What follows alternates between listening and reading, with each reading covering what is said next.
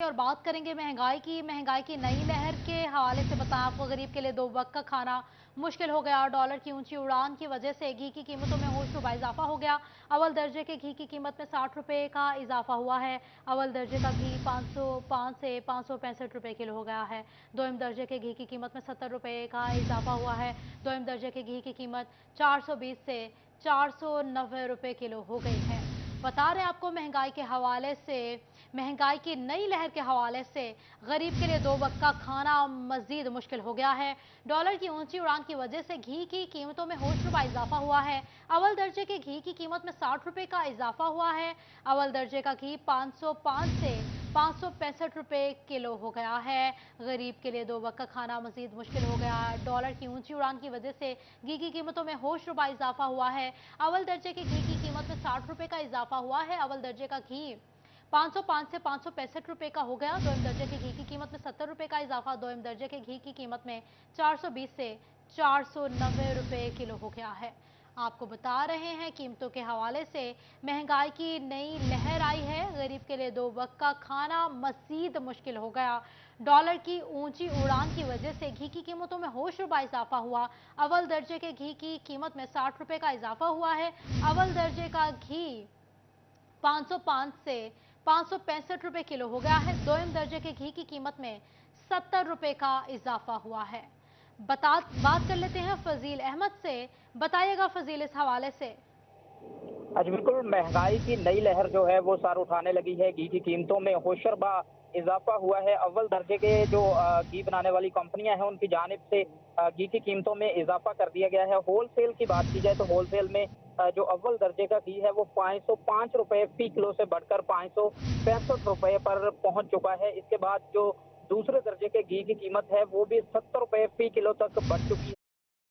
420 रुपए से फी किलो जो घी है वो बढ़कर 490 रुपए का हो चुका है, जिस पर आम शहरियों की जानिब से भी परेशानी का इजहार किया जा रहा है। और घी की कीमतें जो हैं वो बढ़ने की वजह जो है वो डीलर्स की जानिब से सिर्फ और सिर्फ डॉलर की ऊंची उड़ान और एलसीज ना खुलना जो है वो बताया जा रहा है। और इसकी वजह से मजीद ये जो डीलर्स हैं उनकी जानिब से कहा जा रहा है कि कीमतें जो है वो बढ़ सकती हैं। इससे पहले कि कीमतें बढ़ जाएं और गरीब को दो वक्त की रोटी जो है खाना मुश्किल हो, हुकूमत को चाहिए कि कोई ऐसे इकदाम किए जाएं कि जो आम यूज का घी है वो आवाम तक सस्ता और आसानी से पहुंच सके। जी।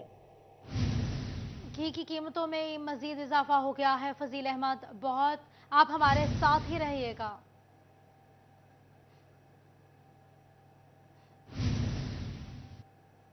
डॉलर की ऊंची उड़ान और एलसीज बंद होने से स्मार्टफोन्स की कीमतों में 100% इजाफा हो गया है। मोबाइल मार्केट के ताजिर कीमतों में इजाफे से परेशान हैं। कहते हैं 20,000 रुपए में मिलने वाला मोबाइल फोन 43,000 रुपए का हो चुका है। आम आदमी की कुव्वत खरीद मुतासर हो चुकी है। आपको बता रहे हैं, मोबाइल फोन्स की कीमतों के हवाले से मोबाइल फोन्स की कीमतों में भी इजाफा हो गया है। इंपोर्ट बंद हो गई है। एलसीज न खुलने से मोबाइल मार्केट के ताजिर परेशान हैं।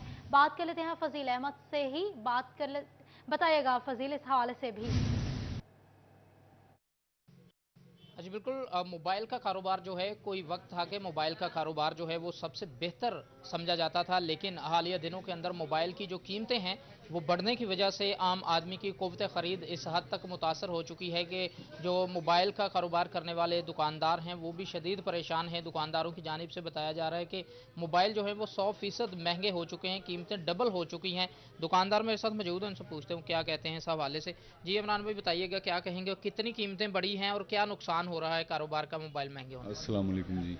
सबसे पहले तो ये है कि जो आम आदमी की परचेज़ है ना वो पहुंच से बाहर हो गई है। हर एक बंदे की रेंज है पाकिस्तान में, इकोनॉमिकल रेंज जो चलती है 25-30 ईजिली बंदे वेल कर लेते हैं। लेकिन अभी जो 25-30 हज़ार रुपये लेके आ रहा है उसकी वैल्यू ही कोई नहीं है उसके पैसों की, उसकी वैल्यू बिल्कुल ज़ीरो हो गई है। उसकी रीज़न ये है कि अगर 20 हज़ार रुपये वाली चीज़ अब 43 हज़ार रुपये में बिक रही है, तो जो 30 हज़ार रुपया लेके आया वो कैसे बाय करेगा फ़ोन। ये बहुत ज़्यादा प्रॉब्लम है हमारे लिए भी और कस्टमर्स के लिए भी। जी बिल्कुल। दुकानदारों के लिए भी मसाइल हैं और ख़रीदारों के लिए भी, और भी यहाँ पर दुकानदार हैं। जी आप बताइएगा क्या कहेंगे, मोबाइल का कारोबार जो है वो महंगाई की वजह से कितना मुतासर है, क्या क्या। सर, लोगों के पास क़ुव्वत ख़रीद ही नहीं है, क्योंकि हर चीज़ इतनी महंगी हो गई है। बिजली, आटा, घी, चीनी, ज़रूरियात ज़िंदगी घर की पूरी हो जाए वो ही काफ़ी है। क्योंकि अगर एक बंदे की 50,000 रुपया इनकम है ना, तो आजकल 50,000 में घर का खर्चा चलता है, वो ख़रीद सकता ही नहीं कोई चीज़। यहाँ आज से 1 साल पहले इतना रश होता था काम का, अब ये देख ले कि 20% कारोबार रह गया। कारोबार जो है वो 20% रह चुके हैं। और भी यहाँ पर दुकानदार हैं। जी आप बताइएगा क्या कहते हैं अब मौजूदा सूरत हाल? अस्सलाम वालेकुम भाईजान, एलसीएं नहीं खुल रही। एलसीओ की वजह से हर चीज़ महंगी हो गई है, पेट्रोल महंगा हो गया है, हर चीज़ महंगी हो गई है। कोई पहले जो सेल जितनी थी उतनी सेल नहीं रही दुकानदारों की, अब तो बस हालात बहुत ख़राब हो रहे हैं। जी बिल्कुल, मोबाइल फ़ोन हो या फिर मोबाइल फ़ोन की एसेसरी हो, तमाम चीज़ें जो हैं वो फजील बहुत शुक्रिया आपका। चिन्योट के बेशतर यूटिलिटी स्टोर्स पर सब्सिडाइज रेट का घी, चीनी और आटा सिरे से ही दस्तयाब नहीं है। खरीदार परेशान है, कहते हैं जब भी आए स्टोरों पर अशिया ही दस्तयाब नहीं होती, मजबूरन ओपन मार्केट से महंगी अशिया खरीदना पड़ती हैं। हुकूमत सस्ती अशिया फराहम करे, शहरियों का मुतालबा। बात करते हैं बाबर मुनीर से। बाबर, आगाह कीजिएगा। बिल्कुल जी, चिन्नौर के बेशतर यूटिलिटी स्टोरों पर सब्सिडाइज रेट का घी, चीनी और आटा जो है वो नायाब हो गया, जिस वजह से ख़रीदार परेशान है।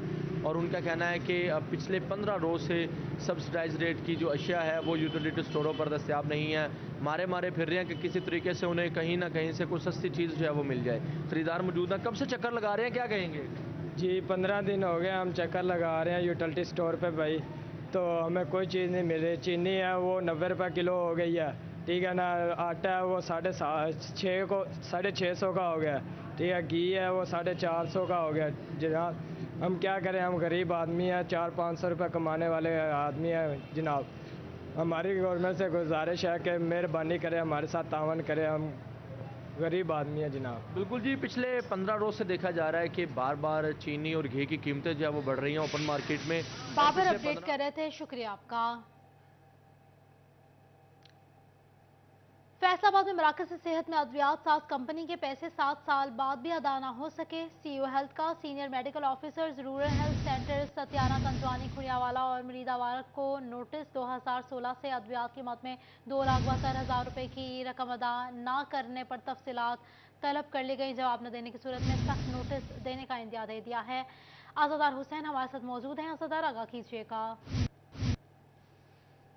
जी बिल्कुल, सीओ फैसलाबाद डॉक्टर कासिम महमूद की जानिब से डिस्ट्रिक्ट मैनेजर PHFMC और इसके अलावा जो सीनियर मेडिकल अफसरान हैं कंजवानी रूरल हेल्थ सेंटर, इसके अलावा खुड़ियावाला, सतियाना, 4 रूरल हेल्थ सेंटर ऐसे हैं जहां पे 2016 को एक फार्मेसी कंपनी की जानिब से, फार्मा कंपनी की जानिब से जो अद्वियात थी वो फराहम की गई थी और टोटल 2,72,000 रुपये का बिल जो है वो अभी तक मुतलका जो सीनियर मेडिकल अफसरान हैं उनकी जानिब से मुतलका फार्मेसी जो फार्मा कंपनी है उसे अदा नहीं किया गया, जिस पर CEO की जानिब से 4 सीनियर मेडिकल अफसरान को जो नोटिस जारी करते हुए वजाहत तलब कर ली है।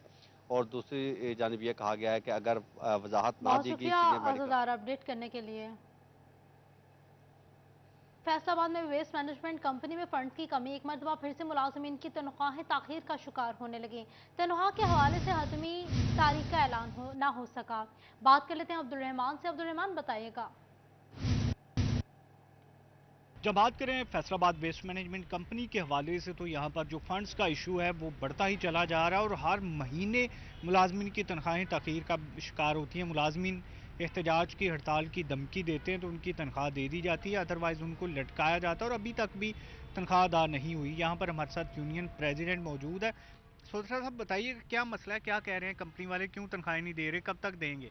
अच्छा देखें, ये अभी 9 फरवरी हो चुकी है तो अभी तक जनवरी की सैलरी का कोई पता नहीं। अभी भी कह रहे हैं कि जी 1 हफ्ता लग जाएगा, अभी फ़ंड जारी नहीं हुआ। तो देखें, हमारे जो सेंट्री वर्कर्स हैं वो तो इंतहाई गरीब तबका है और ये आधार राशन लेकर ये खाते हैं और दुकानदारों ने भी राशन इनका बंद कर दिया हुआ है। इनको तो रुपया पैसा भी कोई धार मांगने पर नहीं इनको देता। तो ये देखें, DC फैसलाबाद और कमिश्नर साहबा जो हैं सफाई की तरफ तो बहुत तवज्जो दे रहे हैं, तो हमारी सैलरी के लिए भी कोशिश करें ताकि हमें सैलरी भी जो है बर वक्त मिले। और फिर जो सियासी कारकुनों ने भर्ती किए हुए हैं उनको फारग करके जो सेंट्री वर्कर भर्ती करें ताकि सफाई का मसला जो है बेहतर हो सके। तो अगर देखें इसी तरह हमारे मसाइल इन्होंने हल ना किए तो हम मजबूर होंगे कि हम सड़कों पर आएंगे और हमें भरपूर एहतजाज करेंगे। Thank you. जहां इस हवाले से इंदिया दिया जा रहा है कि अगर यहाँ पर उनकी तनख्वाहें बर वक्त अदा नहीं हुई और इसके अलावा जो पॉलिटिकल वर्कर्स तैनात किए गए हैं बतौर सैनिटरी वर्कर्स जो काम नहीं करते, अब्दुल रहमान बहुत शुक्रिया आपका।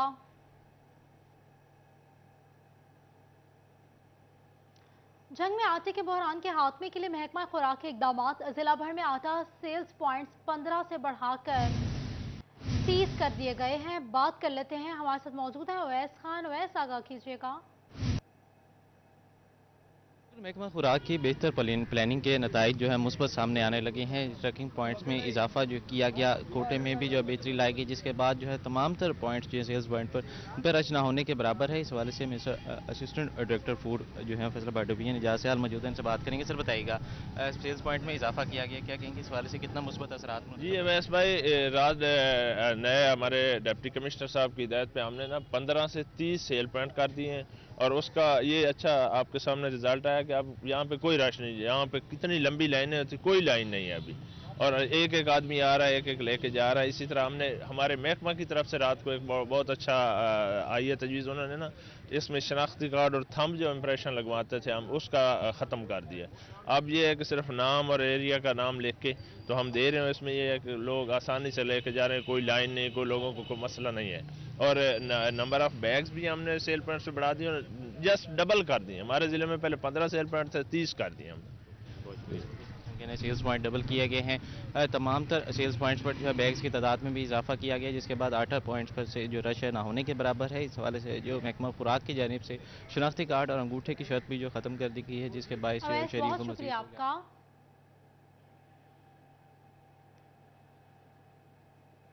टोबा टैक्सिंग के 90% से ज्यादा पेट्रोल पंप्स पर पेट्रोल की फराहमी शुरू कर दी गई है। बकाया पंप्स पर शाम 5 बजे तक सप्लाई शुरू कर दी जाएगी। आपको बता रहे हैं इस हवाले से, पेट्रोल के हवाले से टोबा टैक्सिंग के 90% से ज्यादा पेट्रोल पंप्स पर पेट्रोल की फराहमी शुरू कर दी गई है। मुबशर हसन नकवी से मजीद बात करेंगे। मुबशर, बताइएगा। टोबा टैक्सिंग के डिप्टी कमिश्नर अदनान इरशाद ने शहर में मुख्तलिफ मुकामात का दौरा किया, आटे के सेल पॉइंट्स पर गए और उसके साथ साथ मुख्तलिफ मुकामात पर पेट्रोल पंप्स का भी ज़्यादा लिया। उनसे बात भी करते हैं और जानते हैं। असर आप बताइएगा कि पेट्रोल पंप के हवाले से आपने अब तक क्या सर्वे किया है, क्या सूरत हाल है? हाँ जी, बिस्मिल्लाहिर्रहमानिर्रहीम। मैंने फील्ड विजिट स्टार्ट की हैं पेट्रोल के हवाले से और मैंने देखा है कि मोस्ट ऑफ द जगह पे पेट्रोल अवेलेबल है। कुछ जगह पे 2-3 पंप्स ऐसे आए हैं कि जहाँ पे उनके स्टॉक्स जो उनसे हैं वो डिप्लीट हो गए हैं, लेकिन उनकी भी सप्लाईज जो उनसी हैं वो इवनिंग तक आ जाएंगी। तो ओवरऑल कोई क्राइसिस की सिचुएशन नहीं है, पेट्रोल मिल रहा है लोगों को और तकरीबन 90% जो पंप हैं उनके स्टॉक्स जो उनसे हैं वो एक्टिव हैं। बाकी जो 10% हैं उनकी सप्लाईज इंशाल्लाह इवनिंग तक या बाय टुमारो मॉर्निंग तक पहुंच जाएंगी। सर, आटे के सेल्स पॉइंट का भी दौरा किया, कैसे इंतजाम देखे हैं, लोग मुतमिन हैं? हाँ जी, आटे के सेल पॉइंट्स मैंने देखे हैं, कोई उसके ऊपर ज़्यादा रश नहीं है, क्यूज़ हैं, लेकिन इंशाल्लाह वो भी जल्दी ही हम कवर कर लेंगे उसके ऊपर। और क्वालिटी जो उनसी है उसके ऊपर भी मैंने कल मीटिंग एक रखी है फ्लोर मिल मालकान के साथ, तो इंशाल्लाह उसको भी इम्प्रूव करते हैं। तो आटे का जो है कोई क्राइसिस नहीं है इस टाइम इंशाल्लाह। आजमगढ़ जिला के 90% से ज़्यादा पेट्रोल पंप्स पर पेट्रोल वाफी मिकदार में मौजूद है और बकिया पेट्रोल पंप पर शाम तक पेट्रोल की सप्लाई जो है वो यकीनी बनाई जाएगी। इस हवाले से बहुत शुक्रिया मुबशर अपडेट करने के लिए। फैसलाबाद में बैतुल माल कमेटियां तहलील होने से मुस्तहिक अफराद ख्वार होने लगे हैं। ज़रूरतमंद अफराद तक रकम मुंतकिल होने का प्रोसेस भी ख़त्म हो गया है। बात कर लेते हैं मरियम रजा से। मरियम, बताइएगा। जी बिल्कुल, पंजाब हुकूमत की जानिब से सोशल वेलफेयर और बैतुल माल कमेटी जो है वो तहलील कर दी गई, जिसकी वजह से मुस्तहिक अफराद जो हैं वो ख़वार होने पर मजबूर हो चुके हैं। चंद महीने पहले बैतुल माल कमेटी की जानिब से जो है मीटिंग रखी गई थी, जिसकी सदारत जो थी चेयरमैन ने की थी और इस मीटिंग के अंदर जो है 37 लाख के फ़ंड जो थे वो जारी किए गए थे, जिसके तहत यहाँ पर मुस्तहिक अफराद को जो है मुख्तलिफ फ़ंड्स की तहत में जो है उनको वहाँ पर फ़ंड दिए जाने थे, जिनके अंदर माली मदद के साथ साथ जहेज़ फ़ंड, तलीमी फ़ंड जो है वो जारी किए जाने थे, ताकि वो अपनी माली मदद के साथ साथ तलीम के जो फंड्स हैं वो भी जारी किए जाके ताकि उनकी मुश्किलात जो है उनको हल किया जा सके। लेकिन महकमा सोशल वेलफेयर की जानिब से बनाई गई कमेटियां जो हैं पंजाब हुकूमत के हमसे वो तहलील कर दी गई, जिसकी वजह से मुस्तहिक अफराद जो हैं वो ख़वार होते हुए नजर आ रहे हैं। इसके साथ अगर बात करें तो सोशल वेलफेयर बैतुल माल में जो है एक महीने के अंदर 600 से ज़ायद जो दरखास्तें थी वो जमा होती थी, जो कि अब नहीं हो सकेंगी और जो मुस्तहिक अफराद यहाँ पर अपने पुरसरार की तरफ जो है वो चलते हुए नजर आते थे ताकि अपनी मुश्किलात को हल कर सकें, तो अब हल करते हुए नजर नहीं आ सके। गई है, क्योंकि सोशल वेलफेयर और बैतुल माल कमेटियां जो थी वो तहलील कर दी गई हैं, जिसकी वजह से यहाँ पर जो है आने वाले मुस्तहिक अफराद, जिसके अंदर जहेज फंड, तलीमी फंड जो है तो उनको दिया जाना था 37 लाख के अंदर से, वो फंड जो हैं अब नहीं मिल सकते, जिसकी वजह से सोशल वेलफेयर में वहाँ पर आने वाले मुस्तहिक अफराद जो हैं वो परेशान नजर आते हैं। और शुक्रिया आपका। सिटी टर्मिनल पर बंद किए गए अड्डा मालिकान ने कमिश्नर और डिप्टी कमिश्नर को अड्डा बहाली के लिए दरख्वास्त दे दी। बास मालिकान का कहना है कि फैसलाबाद से शेखुपुरा का अड्डा गुज़िश्ता 7 माह से बंद है। बात कर लेते हैं वकास बेग से। वकास आगा कीजिएगा। आज बिल्कुल फैसलाबाद में सरकारी बनाए गए बस स्टैंड सिटी टर्मिनल पर सियासी चकलशों के बायस बंद होने वाले अड्डे के मालिकान जो हैं वो डिप्टी कमिश्नर ऑफिस पहुंचे हैं। दरखास्त दी गई है पहले कमिश्नर फैसलाबाद को और फिर डिप्टी कमिश्नर फैसलाबाद को कि इन अड्डों को जो कि फैसलाबाद से शेखुपुरा मुसाफिरों को ले जाते थे, इसको दोबारा फौरी तौर पर बहाल किया जाए। इस हवाले से हमारे साथ मौजूद हैं दरखास्त गुजार भी, हम इनसे भी पूछेंगे। ये बताइएगा कि क्या मामला है, आपने दरखास्त दी है, मुख्तलिफ सरकारी अफसरान का नाम भी आपने लिखा है इस दरखास्त में, क्या कहेंगे? हमारा अड्डा फैसलाबाद से शेखपुरे के लिए चलता था, जो इन्होंने बंद करवा दिया है सियासी लेवल पे। हमारी कोशिश है कि दोबारा चल जाए, जो तकरीबन 7 माह से बंद है। हमने पहले भी डीसी साहब को दरखास्तें दी थी, अब भी डीसी साहब को दरखास्त दी है, कमिश्नर साहब को दरखास्त दी है कि हमारा अड्डा दोबारा चलाया जाए। इसमें सबसे ज़्यादा फ़ायदा ये होता है कि सवारी का किराया कम है सिटी टर्मिनल पर। जो दूसरे प्राइवेट अड्डे हैं उन पर किराया ज़्यादा है 20 रुपये, और दोबारा हमारा अड्डा चलाया जाए। अगर हमारा अड्डा दोबारा नहीं चलाया जाता तो हम दोबारा एहतजाज करेंगे और डीसी ऑफिस के सामने अपनी गाड़ियाँ लाकर खड़ी कर देंगे। अच्छा, बिल्कुल ट्रांसपोर्टर्स का ये कहना है कि अगर अड्डा नहीं चलाया जाता तो डिप्टी कमिश्नर ऑफिस के सामने जो है वो एहतजाज किया जाएगा। डिप्टी कमिश्नर अभी 1 हफ्ते की इंक्वायरी रिपोर्ट का टाइम दिया कि 1 हफ्ते में तमाम तर इंक्वायरी मुकम्मल करके सूरत हाल को जो है वो बेहतर अंदाज में हैंडल किया जाएगा। इस हवाले से मैं ये भी बताते चलूँ कि सिटी टर्मिनल से तमाम तर अड्डे जो हैं वो government of Faisalabad, government of Punjab की जानिब से जो है ये अलॉट किए गए थे, जिसके बाद बहुत से अड्डे ना सिर्फ चल रहे हैं बल्कि कुछ अड्डे जो हैं उनको बंद किया गया है। तो अड्डा मालिकान का ये इल्ज़ाम है कि सियासी बुनियादों पर बंद किए गए अड्डे जो हैं वो फिल फोर चलाए जाए ताकि आपका।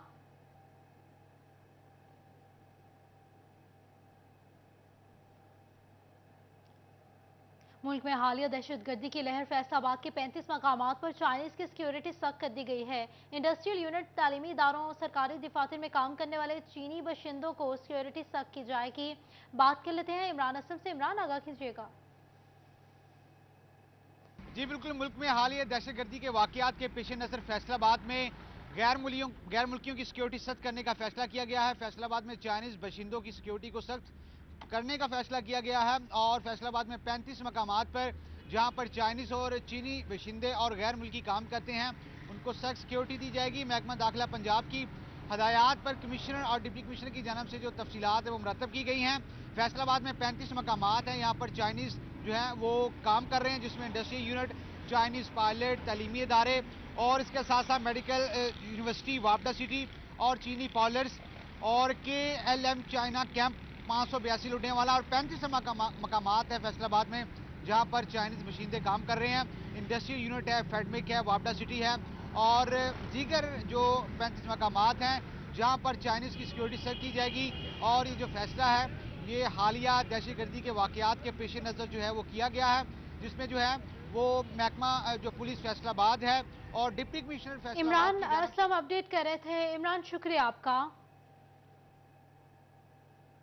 City police officer Khalid Mahmood Hamdani के हुक्म पर स्पेशल पुलिस स्टेशन की SOPs पर अमल दरामद का आगाज हो गया है। थाना सिविल लाइन के गाइड कांस्टेबल और विक्टिम सपोर्ट ऑफिसर ने बाजुओं पर सुर्ख पट्टियां और कमर बंद पहन ली। बात कर लेते हैं तैयब मकबूल से। बताइएगा तैयब। जी बिल्कुल, city police officer Faisalabad Syed Khalid Mahmood Hamdani की हदायत पर फैसलाबाद के इनिशिएटिव पुलिस स्टेशन के साथ साथ आम पुलिस स्टेशन में भी मुहर्ररान और इसके अलावा दीगर जो अहम सीटों पर यहाँ पर तैनात किए गए हैं अहलकार, उनको बाजू पर रेड पट्टी बांधने के अहकामात जारी किए गए हैं और इस अहकामात के हवाले से थाना सिविल लाइन पर फौरी तौर पर अमल दरामद कर लिया गया है। मुहर्रर, नायब मुहर्रर, गार्ड कांस्टेबल और विक्टिम सपोर्ट ऑफिसर ने अपने बाजू पर रेड पट्टी बांध रखी है ताकि आने वाले जो साइलिन हैं उनको शनाख्त हो सके कि मुहर्रर नया मुहर्रर कौन है, जिनको जाकर अपना मसला बयान करना है। हम इस वक्त थाना सिविल लाइन मुहर्रर के रूम में मौजूद हैं और मेरा कैमरामैन उस्मान ताज अगर आपको दिखा सके कि ये मुहर्रर और नए मुहर्रर मौजूद हैं, अपने दफ्तरी अमूर सर अंजाम दे रहे हैं। इन्होंने अपने बाजू पर रेड पट्टी बांध रखी है जिस पर बाकायदा तौर पर मुहर्रर और नए मुहर्रर लिखा गया है और CPO फैसलाबाद की यह हदायत है कि तमाम थानों में इस सूरत जो इनके अहकामात हैं पट्टी लगाने के हवाले से उन पर फौरी तौर पर अमल दरामद किया जाए। CPO फैसलाबाद का इस हवाले से मजीद ये कहना था कि जो सहूलियात इनिशिएटिव पुलिस स्टेशन में मौजूद हैं और बगैर किसी फंड के खर्च किए आम थानों में दी जाती हैं वो भी दी जाएं। इसी के साथ साथ CPO शुक्रिया फैसलाबाद की तैयब जानिब से अपडेट करने के लिए।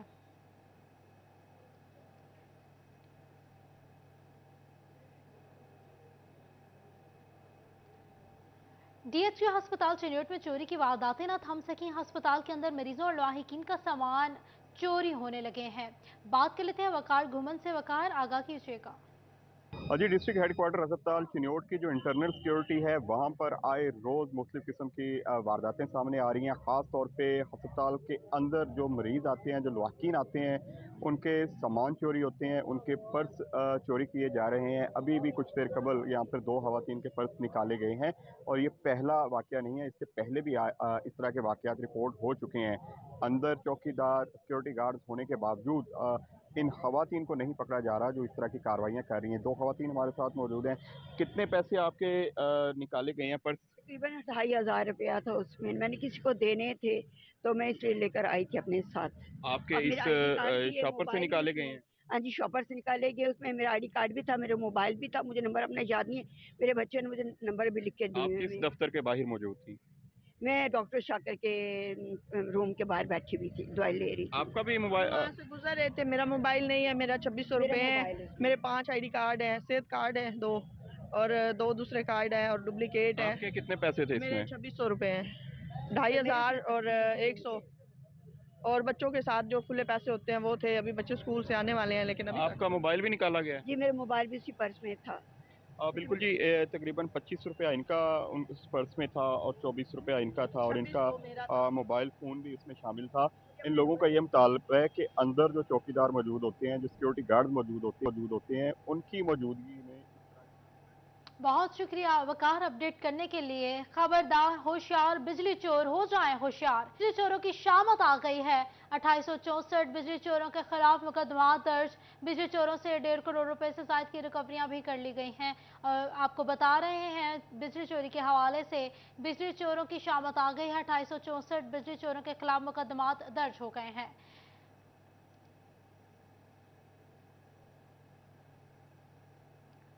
फैसलाबाद में बिजली की गैर एलानिया लोड शेडिंग ने वकला के लिए मुश्किलात खड़ी कर दी हैं। सुबह से ही बिजली बंदिश के बायस वकला को केसेस की तैयारी समेत मामलात में शदीद दुश्वारी का सामना है। आपको बता रहे हैं, इस हवाले से मजीद बात करेंगे हाशिर विरायत से। हाशिर, आगाह कीजिएगा।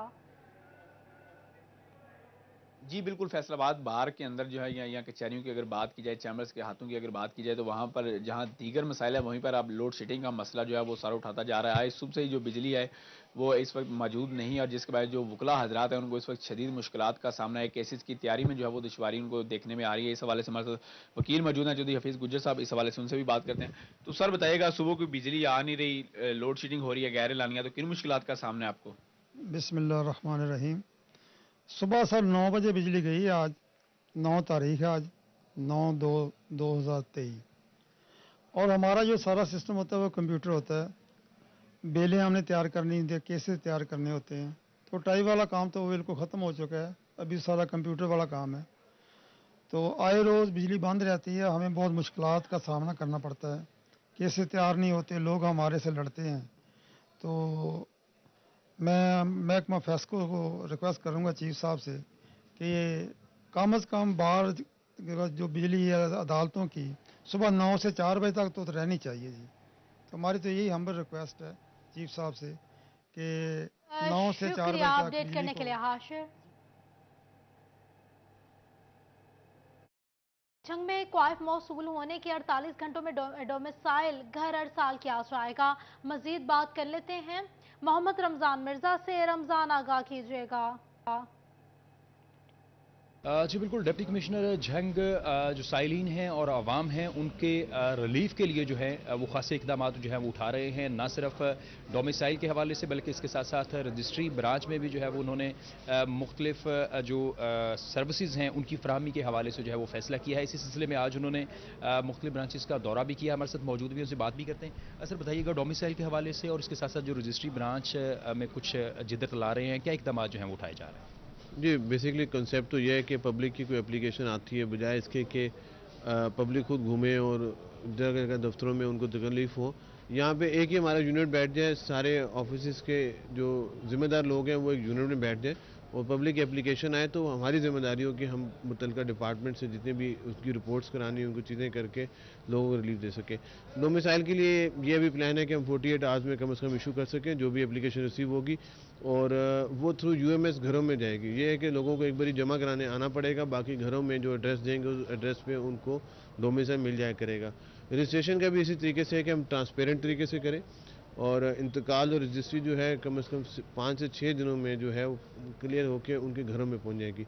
तो इस सिलसिले में अभी हम काउंटर इस्टेब्लिश करें इंशाल्लाह, और जैसा कि आपने देखा है कि हम थोड़ा सा इसमें परसिस्टेंट है, पूरी कोशिश होगी कि सर्विस डिलीवरी जो जंग के लोगों का जो उनका हक है मेरे ख्याल में वो उनको मिलना चाहिए। जी बिल्कुल, जो डोमिसाइल है उसके लिए 48 घंटे और जो रजिस्ट्रेशन है या इंतकाल है उसके लिए 1 हफ्ते का टाइम जो है वो इस वक्त मुकर्रर किया गया। उनका कहना है इन मसलों को रमजान अपडेट कर रहे थे। रमजान शुक्रिया आपका।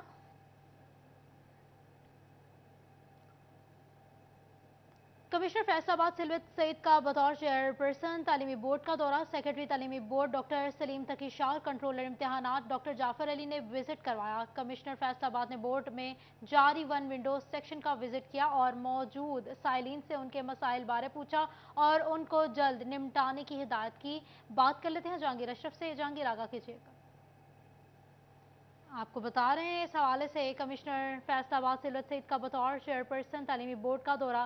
सेक्रेटरी तालीमी बोर्ड डॉक्टर सलीम तकी शाह और कंट्रोलर इम्तिहानात डॉक्टर जाफर अली ने विजिट करवाया। कमिश्नर फैसलाबाद ने बोर्ड ऑफिस में जारी 1 विंडो सेक्शन का विजिट किया और मौजूद साइलिन से उनके बारे में मुश्किलात के हवाले से दरियाफ्त किया।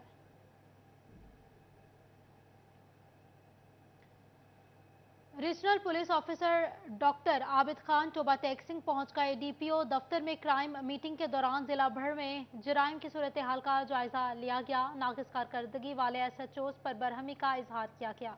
आपको बता रहे हैं regional police officer doctor Abid Khan Toba टेक्सिंग पहुंच गए। डीपीओ ऑफिस में क्राइम मीटिंग के दौरान जिला भर में जराइम की सूरत हाल का जायजा लिया गया। नाकिस कारकर्दगी वाले SHOs पर बरहमी का इजहार भी किया गया।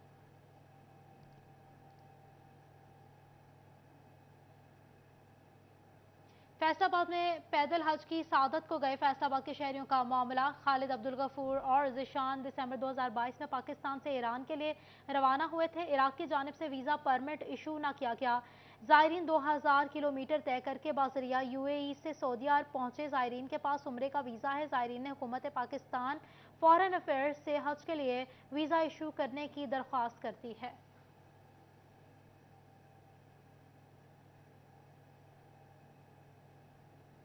अब आपको बताएं, टोबा टेक्सिंग में बढ़ते ट्रैफिक हादसात, पुलिस ने आगाही मुहिम शुरू कर दी है। बात कर लेते हैं मुबशर हसन नकवी से।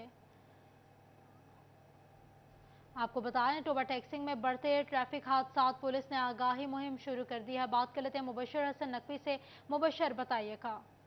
जी बिल्कुल, टोबा टेक्सिंग में ट्रैफिक पुलिस ने शहरियों में ट्रैफिक की आगाही फ्राहम करने के हवाले से आगाही मुहिम चलाने का फैसला किया है। शहबाज चौक के मुकाम पर बाकायदा ट्रैफिक की आगाही का कैंप भी लगाया गया है, जिसमें शहरियों में पंफलेट तकसीम की जा रहे हैं और उनको आगाही भी फ्राहम की जा रही है। इस हवाले से ट्रैफिक पुलिस के जो तर्जुमान उनसे बात भी करते हैं और जानते हैं। आप बताइएगा कि क्या मकसद है इस कैंप के लगाने का और क्या समझते हैं कि इस किस्म की आगाही कितना ज़रूरी है?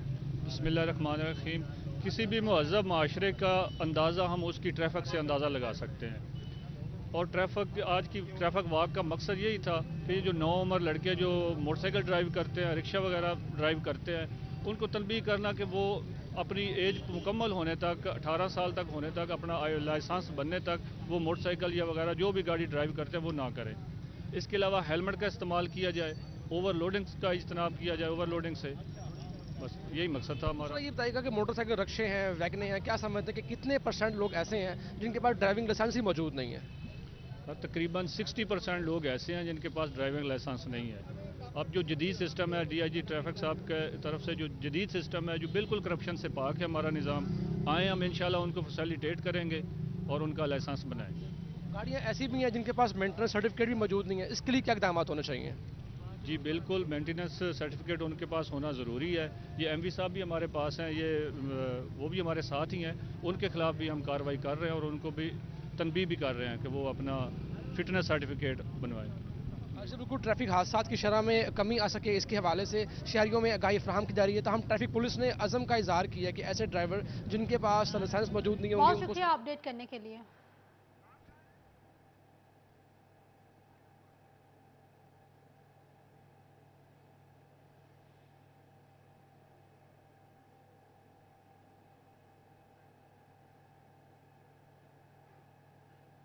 दायरा अरकम स्कूल नाज़िनाबाद सिटी कॉम्पस में फ्री न्यूट्रिशन कैंप का इनेकाद कर लिया गया है। कैंप का मकसद बच्चों और वालिदैन को नाश्ते के मुतालिक गाइड करना था। बात कर लेते हैं जहांगीर अशरफ से। जहांगीर आगे कीजिएगा।